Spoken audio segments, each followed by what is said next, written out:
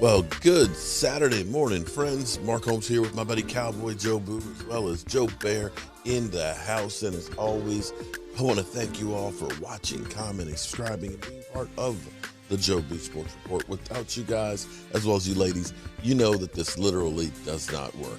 You know, I just feel good today. I feel great, actually.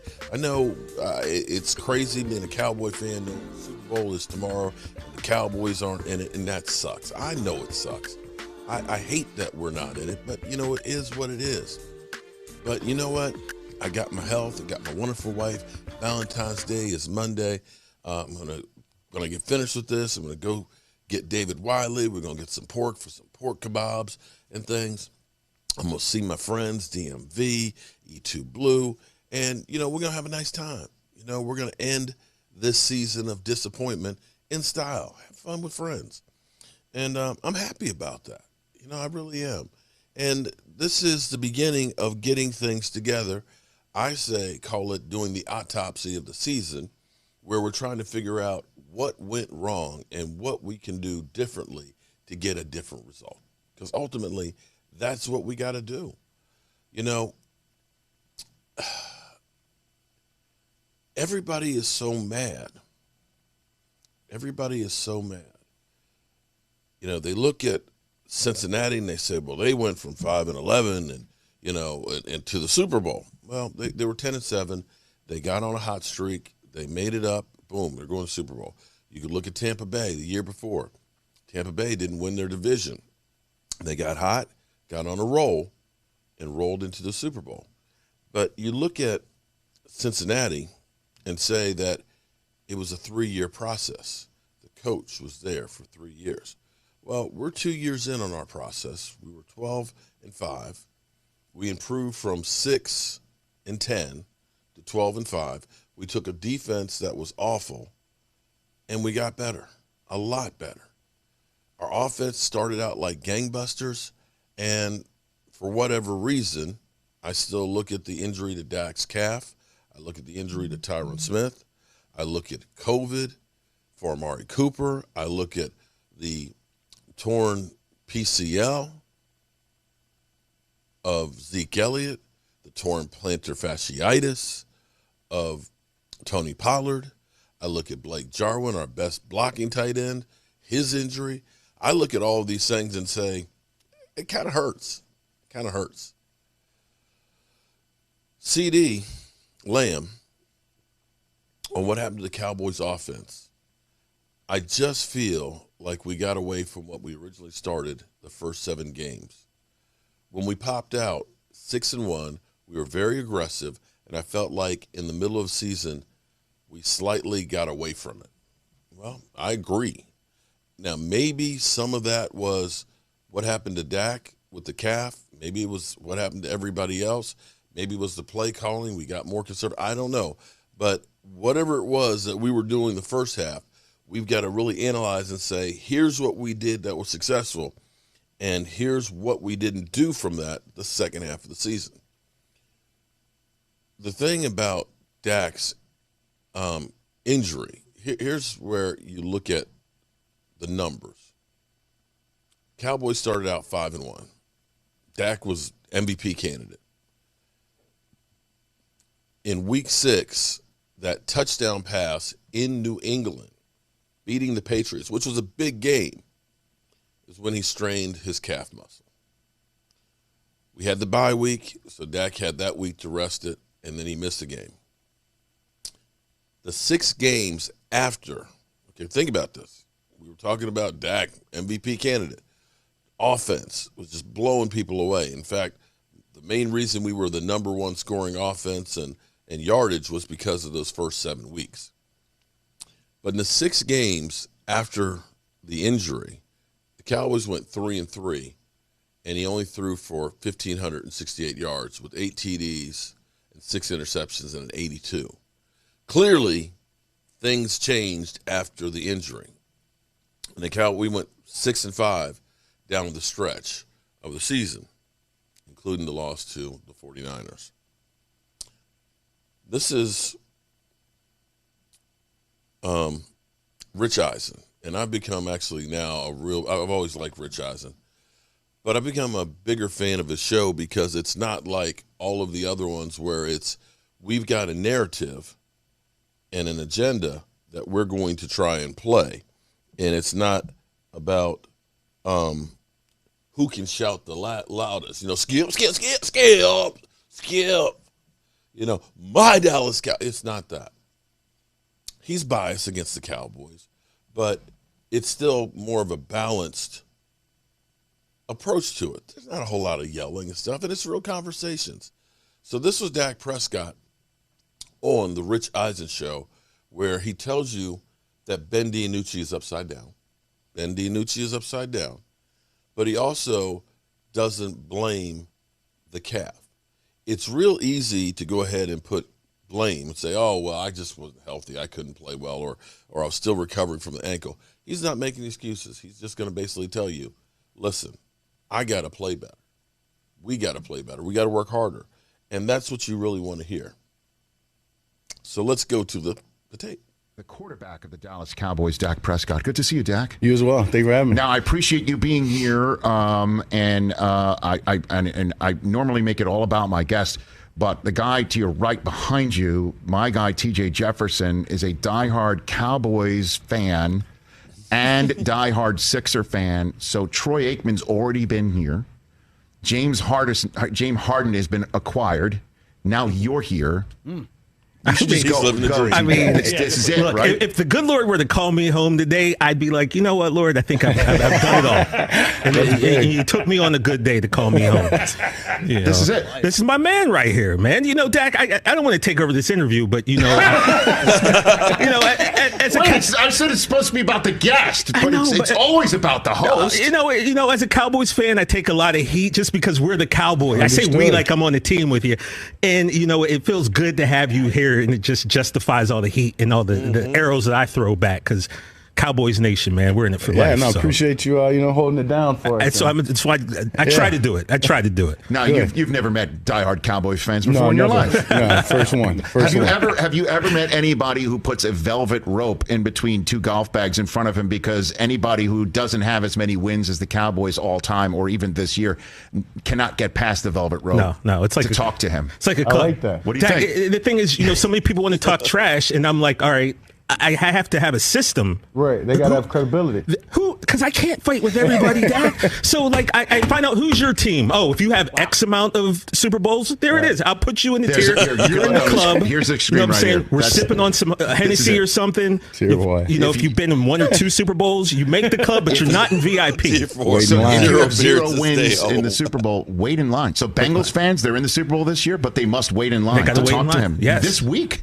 Yeah, and if you've never made the Super Bowl, please don't try to talk trash about the 5-time Super Bowl champions. What do you make of this, Dak Prescott? I like it. I love it. I mean, you've got to have some kind of standard of, as he said, of who can talk to you, of who do you actually listen to on their trash talk. You know what I mean? You can't argue with anybody. So, Dak, anyone can talk, right? But it's like, who am I going to use my energy to fight back with? Anyone can say whatever they want, but who do we choose? Who are you actually valuing their opinion? Man, Dak gets it, man. I knew he'd get it, Rich.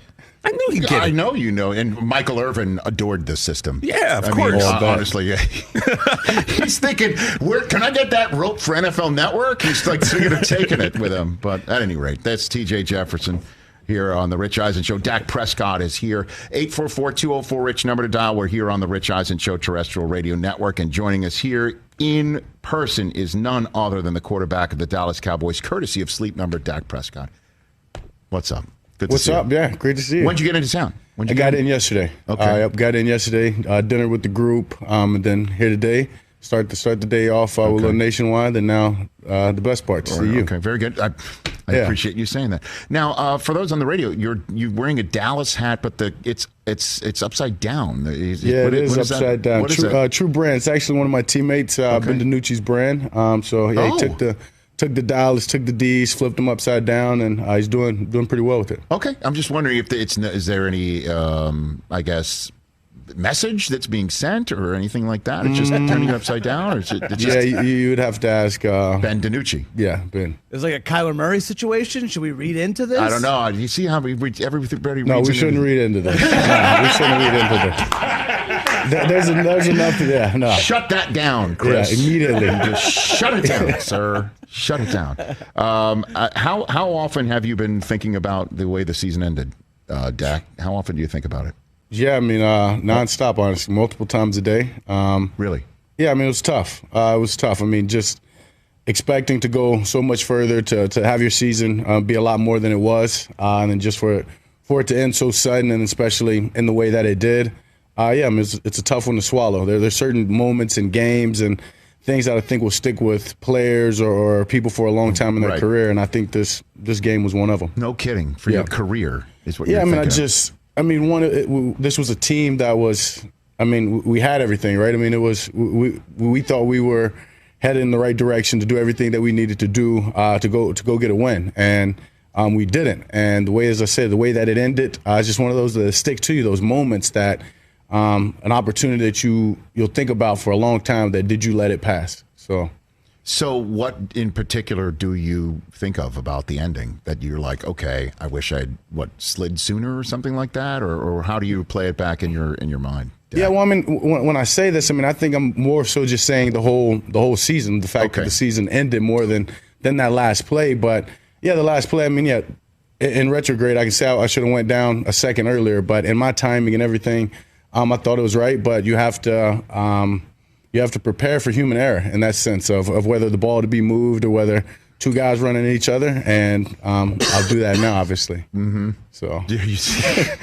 Because I'm bringing it up, I guess, because it and as you pointed out, like everything seemed to be set up because, it feels like a million years ago. I mean, Brady's already retired, and but the season opener that night in Tampa, and, everyone's wondering how you were going to look. And you came out, you threw 400 yards and the whole thing. And right away, I thought, okay, I'm not concerned about your leg. Did you at all? Or was that the end of it? That was the end of last year, page turned week 1, or there was nothing to go on that one? Yeah, no, that was for sure the end of it. I mean, obviously just so much rehab and everything that you put in to make sure that you get back healthy for training camp. And then I was able to do that. And then I had the shoulder deal, the lat happened in training camp. So then missing more time that just was trying to get to the season healthy and get going. And then when I was able to do that in the first game, that was the test. And that was, as you say, burying the injury. That was, okay, this is behind me. I went out there, I performed the way that I planned to, the way that I expected to. All the hard work, everything that I've put into this is going to pay off. And then, buried the injury and move forward. But then the one that you suffered in New England that did, in fact, sit you for a game, did that linger longer than what was let on? I mean, obviously went on for a couple of weeks. Going on to that bye week, I was able to rest it then, missed the next week out in Minnesota. But I wouldn't say that it lingered as long as people gave me the excuse of it. I went through a period in the time right there in the season, just didn't play my best ball, and people tried to say it was the calf, and the calf got better. I did everything that I needed to do for it to heal. Dak Prescott here on the Rich Eisen Show. What do you make of the Super Bowl matchup? What do you think? It's an exciting one. I mean, obviously the Bills, who come I almost want to say coming out of nowhere, but that wouldn't be fair to say if they've had a solid season all year long, and then the Rams, who have invested so much into this team. And it'll be great. I mean, Joe Burrows, he's hot. Also up for comeback player of the year. Credit to him and just everything that he's done, just his game.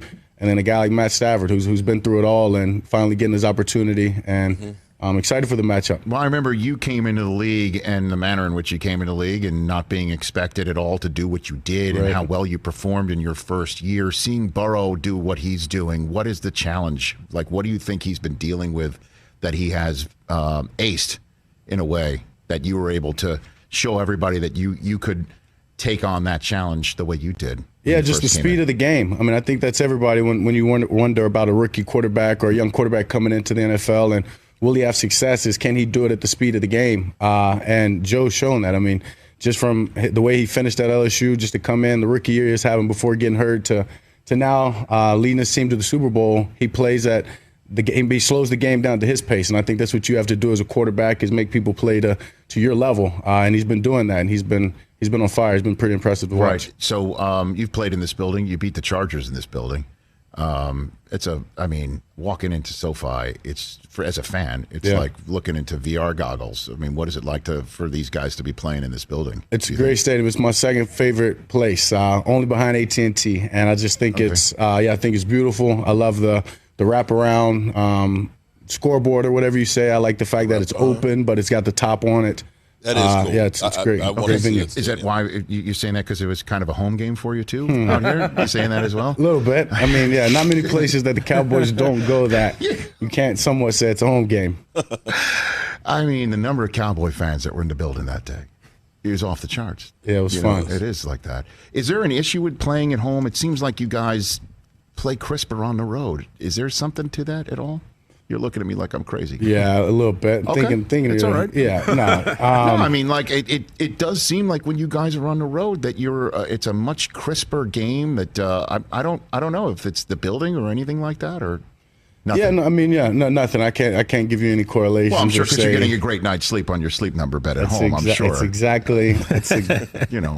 Exactly right. When you sleep in that sleep number bed before the home games, it's. Okay. What's your sleep number? My sleep number is a 60. You know what, Dak? I knew I liked you. Are you the same? Yes. There you go. I am. A 60. Yes. It's perfect. It's just just right. Just right. Yeah, just enough give. But absolutely right. Yeah, in the same sense. Yeah, my wife's is 70. Just the 10 numbers apart, but it's the world of difference. Do you have the split in the bed? What do you mean? The bed that splits? I mean, do you get over there at 70? Obviously, right? If it makes sense. No, there's no like actual split in the bed, thank God. But no, I've got the whole thing going on. Oh, you've got to get the one with the split so y'all can raise the top up. Okay, you can It's been a while since I've talked sleep number on this program, and I'm not just saying that as a passive-aggressive thing to the folks who are actually sitting here with you. But if there's any advent that I need to know, it'll be fantastic. Yeah, I know some people. We can. Yeah, clearly, I think they're sitting right over there. But 60, this is amazing. Yeah, all right, amazing. We're simpatico when it comes to that. Dak Prescott here on the Rich Eisen Show. So, what do you make of Jerry Jones? By the way. That's a great way to start the sentence. What do you make of Jerry Jones saying that Dan Quinn is head coaching material? And did you hear that? They love I didn't hear that. No, yes, I didn't. I didn't. That Dan Quinn coming back. He's a head coaching material. And Sean Payton was that once back in the day, and Jason Garrett was once that back in the day. And Dan Quinn's like that. And when brought up to him, like, hey, what do you think your current head coach thinks about that? He's like, well, Mike is my head coach. He's my guy. But he knows that someday he won't be the head coach of the Dallas Cowboys anymore. Talk about being put on the spot. What do you make of something like that?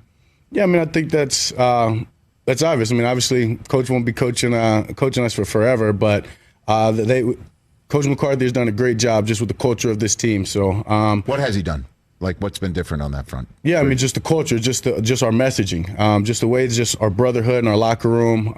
I've never been a part of a team where there was, on offense and defense, it was the same. You would have thought a defensive end was in the same position group as a receiver, just from how close and the camaraderie of the group. And I credit Coach for just investing so much into that, and just in the timing and in the planning and everything that we do in our scheduling to make sure that we're as close-knit of a team as we need to be.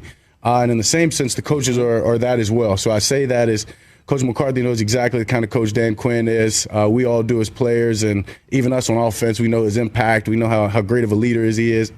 And, I mean, he's a coach that took his team to a Super Bowl. So, I mean, I think it's a no-brainer in that he's a head coach material. But right now, obviously, we're all following McCarthy. Yeah, I know. And I've heard, though, that Quinn and McCarthy are, like, actually really tight. Oh, yeah. Like, that they're, For sure. And I know you, again, for the radio audience, you're looking at me like I'm a little crazy. But from the outside, it's like, Quinn's here. He was looking for another job. He's coming back. McCarthy, the season didn't end the way it is. And Jerry's saying stuff like this, that they might actually be thinking the knives are out for each other. But I've been told it's the exact opposite between the two of them. Yeah, I would say the exact opposite. Just those are two men that have a lot of respect for one another. They take a lot of pride in their job, and they have a great working relationship. So I can guarantee you that their ears aren't anywhere outside of the building or what's most important. Well, you strike me as also a positive guy, though, Dak. Say again? You strike me as a positive guy. Very positive. Yeah, but I mean, I'm gonna make sure that we're not, as you said, the knives aren't out between our head coach and our DC. That's so false. Okay. So false. Okay. Yeah. And so what pisses you off? What actually pisses you off? People cutting you off in traffic. I mean, like I'm just throwing it open to anything, like literally, because you're such a positive guy, and I'm a very positive guy too. And I know I'm asking you a negative there's some question. things that piss me off for sure. Like, what pisses you off, Dak? Eagles fans. I wouldn't go there. I wouldn't say Eagles fans. Oh, that's my bad. That's my bad. They don't piss me off. Get in his helmet. Don't get in his helmet. Stop it. What is it? Let me see. Something that pisses me off. Yeah. Anything the other day, or anything happens, or what? What upsets you? You know, that's a great question. I think it depends on my mood. Just how maybe agitated I am or less agitated. But I think a good one what is it? Is almost just as you said, people talking and assuming things, assuming they know the locker room or that relationship, or assuming they know me. I'd say assuming. Yeah, because you know what you do when you assume, right? It makes Well, actually, do you have the Michael Irvin drop that he used the other day? Michael. Well, I'm going to play off it. That Michael said this about the Dallas Cowboys practicing in the last LA Super Bowl here, and he had the best practice ever. And this is after that practice, he knew what they were going to do to the Buffalo Bills. Hit it. We gonna spank that ass out of you and me. We gonna spank that. That's it. Okay? There you go. Yeah. Right there. Yeah. That's our new favorite drop on the show. Again, I'm a host on live television with Michael Irvin, and sometimes what's out of his mouth, I'm like, I have no idea what I'm going to handle this sort of thing. So I just kind of go with the flow. But it doesn't piss me off. Slow drivers piss me off. Slow drivers piss me off. Are you when somebody again, Dak Prescott, you're driving, somebody slow, do you look at the driver that's slow just so you could get a see of what they look like? I do. Yeah. Okay. I just want to get inside the whole. Okay, so you do that. So we got our sleep number settings the same. That's the same. I don't know what else might be possibly the same. What do you think? Pineapple on pizza. Pineapple. No. Okay, No. that pisses me off. That's out too. Oh gosh, how about this? When you fumble through the end zone, the ball goes back to the defense. That's a. What do you think? Have you ever fumbled through the end zone? No. Okay. Yeah, knock on wood. No, I know that. I don't mean to put that thought in your head. I'm sorry, TJ. I didn't mean to put that thought in his head. Don't put that on him, Ricky. That pisses me off so bad because let's just. What do you think? It should just go right back to where he fumbled it? Here we go. No, what it should be a reverse touchback. You get it. It's down in distance. Same down in distance, but from the 20-yard line. Reverse touchback. So it's 1st and goal from the 8, right? Yeah. You're going in. You're trying. Dak Prescott, you were trying to score because that's what you do as a Dallas Cowboys quarterback. You're expected to score. You're expected to win. You go for you leap for the end zone. Ball comes out or what have you, and it goes to the end zone. Defense that you have just beaten up for say 10 plays, right? They don't get rewarded. Yeah. What's up with that? So you get the ball back on your own 20-yard line. What do you think about that one? I like that. Very good. Yeah. Do you think the overtime rules should change? Yeah, I think it has to in the sense. I think it's an okay rule. I mean, I'm a big tradition guy, right? It's been what it is. We don't have to be the same as college, right? NFL's NFL, college is college. It's a team game. Trust your defense to make a play, but after not seeing Josh Allen get the ball in his hand, happened years ago where Mahomes didn't get the ball in his hand. I think it's tough. I think you've got to give the offense a chance regardless. How about this one? Here's our fix. That the opening coin toss of the game, if you win it and you elect to start on offense, you start in the first quarter and you start in overtime if it goes. And if you defer, then you get it, obviously, after halftime, which so many teams want to do these days. Yep. But you then give the ball to the team, your opponent, to start the game, but you also give it to them. So you know in advance who's got the ball first. It's not a coin flip, and then you play a full quarter. Yeah. And you play. So you play the quarter out regardless. Yeah, that's what you do. Yeah.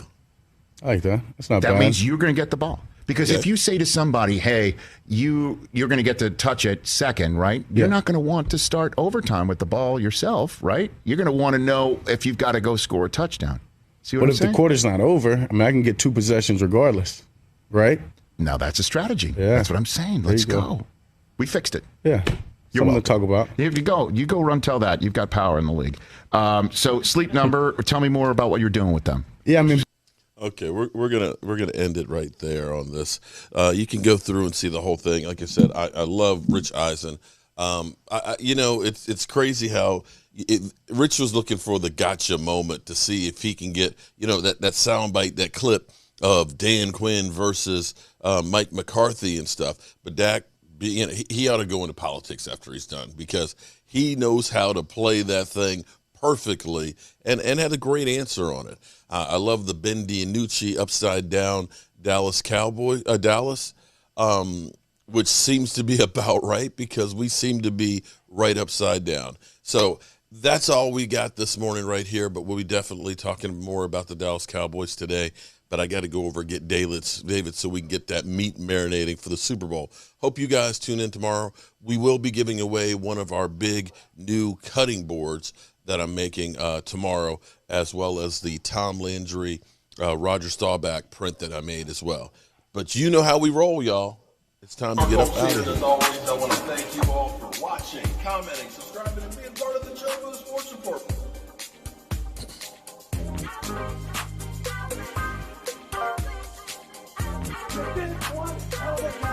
And the only thing else I got to say is, how about them Cowboys?